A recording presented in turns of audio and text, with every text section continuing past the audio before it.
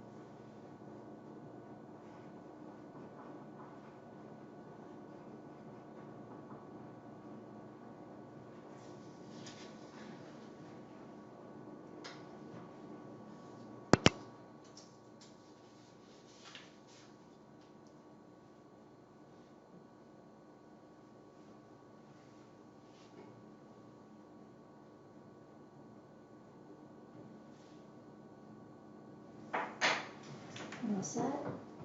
Yep. It seems like you needed a little bit more help than maybe I thought. So it's a good thing I put this up, right? Yes. All right, well now we're going to go over it, just to make sure we're clear on all the steps. So this is the basic structure of any story you read. If it's a short story, if it's a novel, even in movies. You start off with the exposition. That's the beginning. You're meeting the characters, you're getting used to the world, you're learning the situation as it is. The rising action is the next step, well, the next several steps. It's when things start happening. Your character faces some sort of trouble. Something in their home life changes. It's these little things that start to impact that peaceful, potentially peaceful beginning situation. So things are ramping up.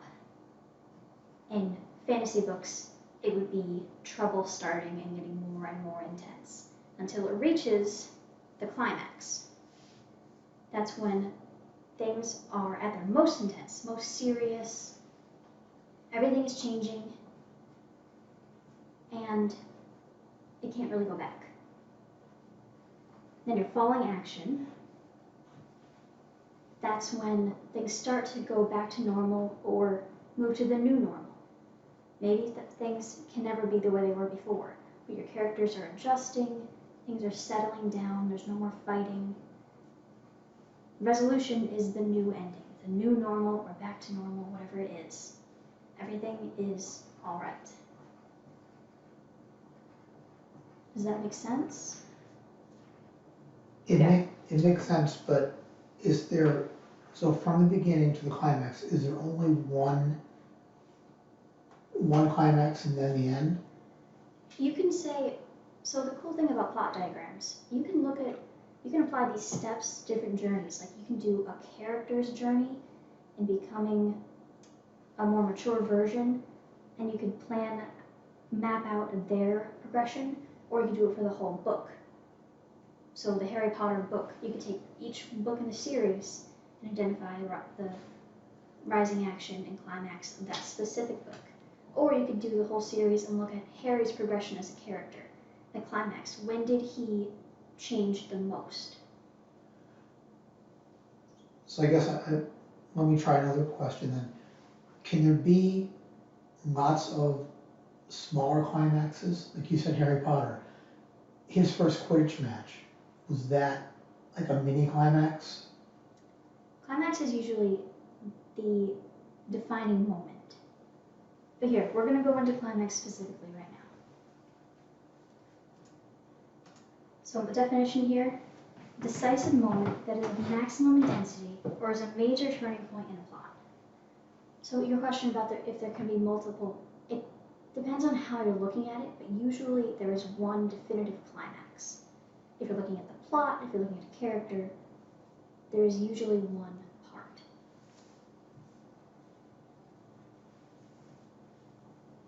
And I'm going to ask you guys to write this definition down on your note sheet. That's the sheet underneath. I've also provided a plot diagram for you on top for your reference. You can copy this definition of climax.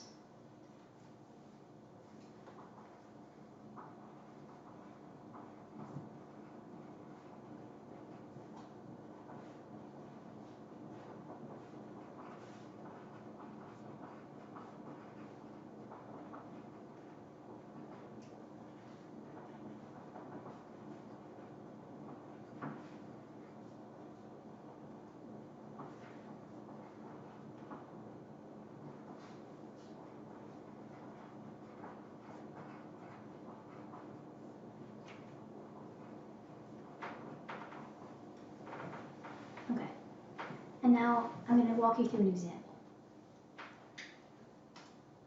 So, have you ever read or seen The Hunger Games? Just read it. Just read it? That's good. Just seen it. Okay, that works. But you're familiar with the premise then, the tribute fighting. Okay. The climax that I've identified in this book is Rue's death. Katniss took Rue on as an ally in the games. And it's the majority of the way through the novel when Rue dies. And it's announced that the victors from the same district, there can be 2 winners. Which means that Peeta, the boy from District 12 with Katniss, could also win. That's when everything starts to change in that, well, stops changing in that book. Everything's been building, kids have been fighting, people have been dying, Katniss has been in for a game of survival. But when she loses Rue, and she realizes that she can get out of there with Peeta, that's when she has her goal in sight to get home. So things start to do the falling action. She finds him. She wins. Does that make sense? Mm-hmm. Yes. Okay. Now I want you to try to come up with your own. It can be a book you've read, a movie you just watched. Tell me what it is, what it's about basically, and where you think the climax would be.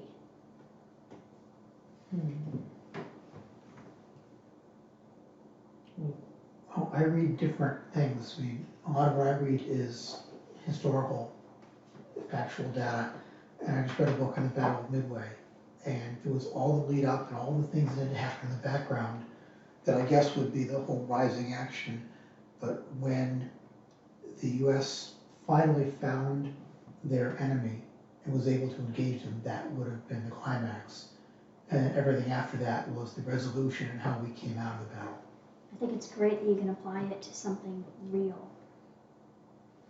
It just shows that it's how stories work, it's how life works. Things are normal, they start to escalate, they reach a critical point, and then they slowly start to settle again. Yeah, things are normal right until the time they're not. Mm-hmm. Do you have an example? Mine would have to be Frozen 2. I just read The Hunger Games and we watched Frozen and Frozen 2 with the Grands, and it is Elsa. And she's, what is she, in the cave or Right. down singing? The Show Yourself So song. you're right. and poor Anna and Olaf disappears, and Mm-hmm. yeah. I would agree with that. That is definitely a critical point in the film. Yes. All right, so I think you guys get the climax pretty well. I want you to try finding it now. So I have a little activity for you. And it's fun. It's used children's books. So I want you to read these independently. And as as you read through, just read it through, enjoy it, and then try to pinpoint where the climax is. And on your note sheet, you're going to write that down. So you'll write down the title of your book, your story book, and what you think the climax is. And I'll give you several minutes to work on this.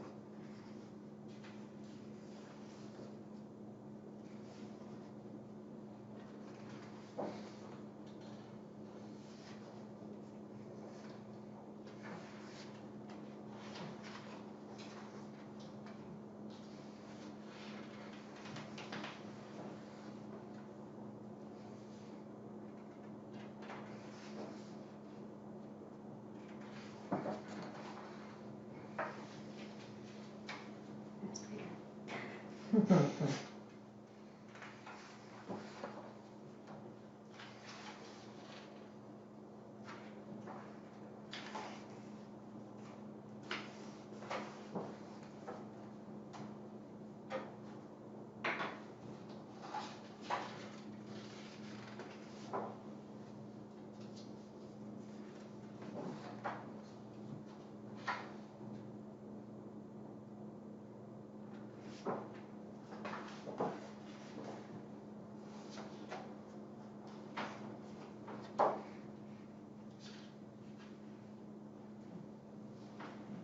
So do you think you have a pretty good idea of what the book's about? I do. I was torn between thinking it's when Max first gets to the place and says, "Be still."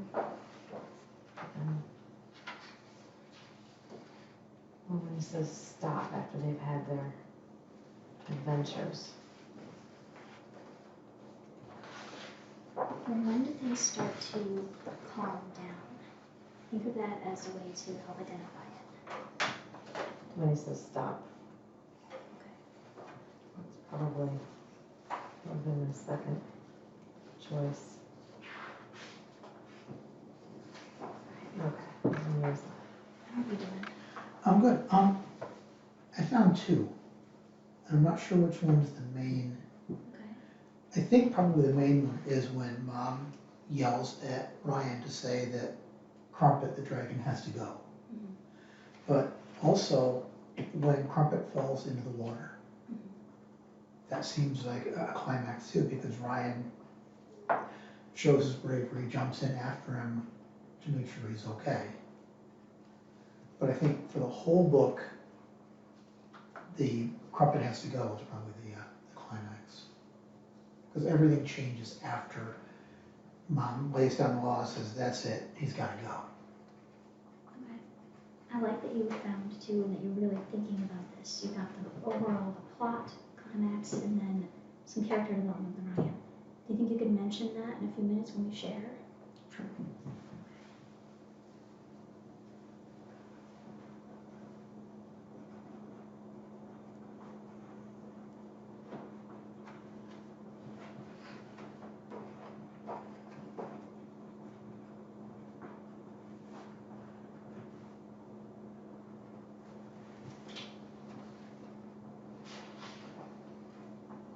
And do you think you're comfortable, you're familiar with it enough to give a little summary of what the book is? Mm-hmm.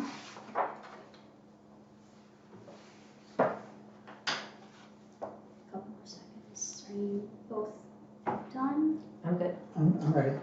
All right. Who wants to go first? Oh. Okay. So mine is Where the Wild Things Are.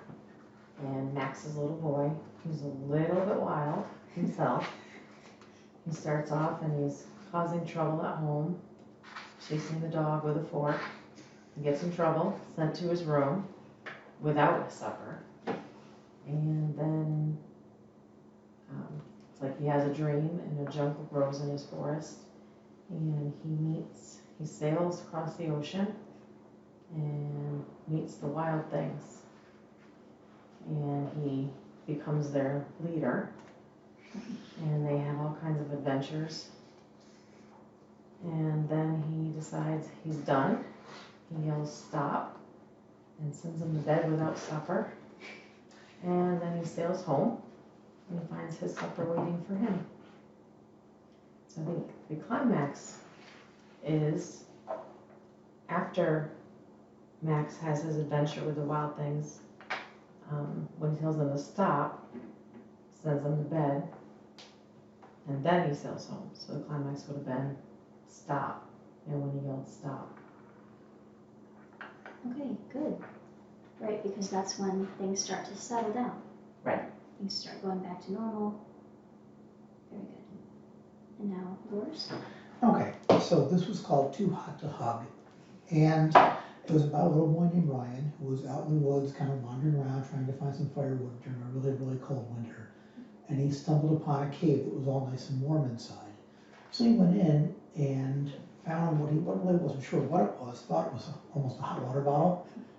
Ended up being a dragon's egg, but you don't learn that until a little bit later.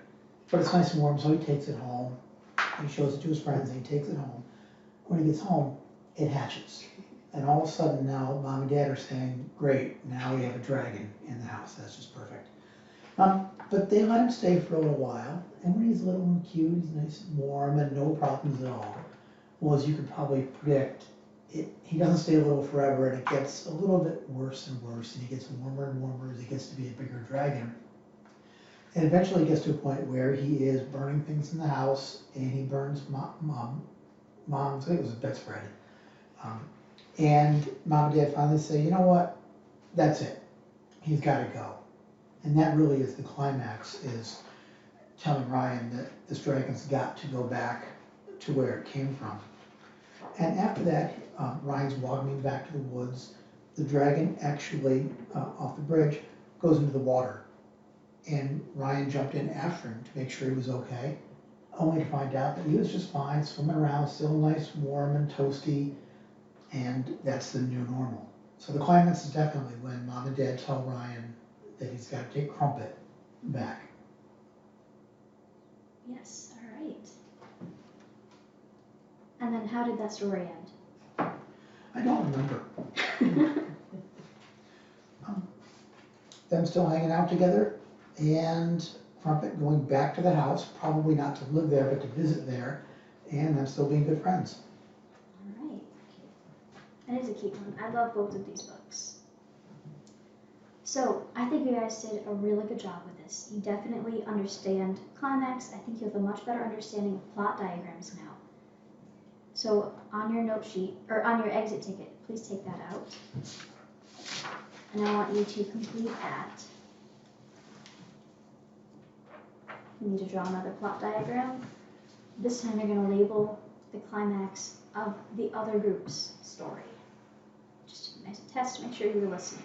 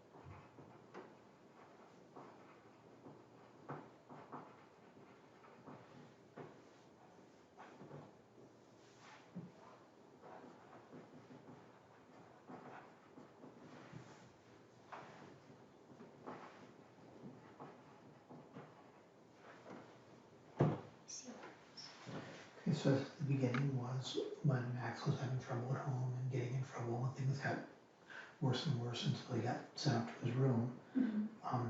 And then he had his adventure with the wild things, and all of it culminated when he told them to stop. And then things returned to normal. He was home, he was safe, and he had learned that he has the ability to stop things.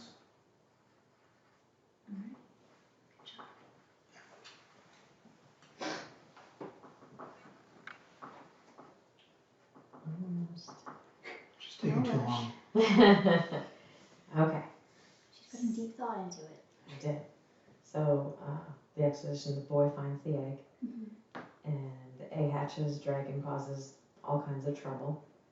Climax is when the boy's parents say, Crumpet, has to leave the house, and then the boy leaves the house with him, and the dragon finds he likes to live in the water. Resolution is the dragon lives somewhere else and comes back to visit. Alright. You guys actually went above and beyond what I originally meant. I just wanted you to write down the other person's climax. You wrote down all the parts, which is fantastic. I love the initiative. So this concludes day 1. This is the start to our unit on narrative techniques and strategies. This unit will take a couple weeks, and at the end of it, you're going to write your own short stories. But don't worry about it yet. We're going to go slowly. All right, thank you. Okay, thank you.